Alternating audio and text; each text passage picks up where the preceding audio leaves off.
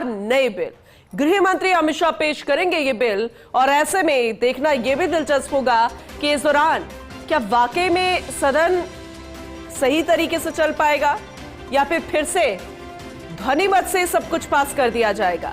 नजर इस बात को लेकर, क्योंकि कार्यवाही जिस तरह से स्थगित हुई थी, एक बार फिर से आज राज्यसभा लोकसभा की कार्यवाही शुरू होगी। आज सोमवार है और ऐसे में दिन बेहद कम रह गए हैं।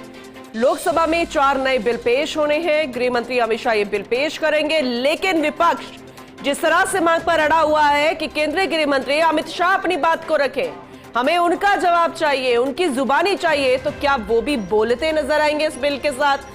हर किसी की नजर इस पर भी टिकी होगी। और ज्यादा डिटेल में जानकारी लेंगे दिल्ली से सहयोगी गौरव मिश्रा हमारे साथ जुड़ चुके हैं, उनका रुख करते हैं।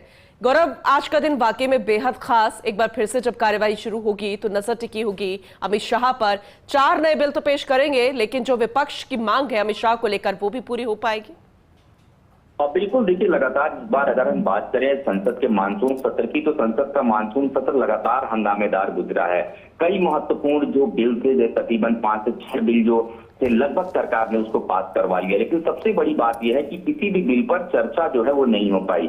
और अगर हम बात करें विपक्ष के रवैये की, विपक्ष लगातार दोनों ही सदनों में, लोकसभा और राज्यसभा में, विपक्ष हंगामा करता हुआ नजर आ रहा है। लेकिन आज के दिन की अगर बात करें तो आज का दिन बहुत महत्वपूर्ण है। और लगातार विपक्ष जिस एजेंडे पर अड़ा हुआ था, गृह मंत्री अमित शाह सदन में बोले, तो गृह मंत्री अमित शाह सदन में आज बोलते हुए नजर आएंगे, क्योंकि 4 महत्वपूर्ण बिल आज पेश करने की तैयारी है सरकार की, जिसमें ट्रिब्यूनल में सुधार को लेकर केरल का नाम बदलने वाला जो बिल है उसको आज पेश किया जाएगा।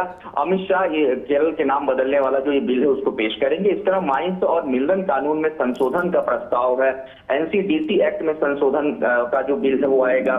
तो संसद के मानसून सत्र की अगर हम बात करें तो कुछ महत्वपूर्ण जो विधायी कामकाज हैं वो जरूर देखने को मिल सकते हैं। और आज के एजेंडे में एफसीआर और महिला आरक्षण जैसे मुद्दे फिलहाल शामिल नहीं है। तो ये साफ तौर पर वो मुद्दे हैं जिस मुद्दों पर आज सदन की कार्यवाही चलनी है। हालांकि बीते कुछ दिनों से लगातार ये देखने को मिल रहा था कि जो सदन का कामकाज था, सदन की कार्यवाही जैसे ही शुरू होती थी, प्रश्नकाल हुए बिना ही सदन की कार्यवाही को स्थगित करना पड़ता था।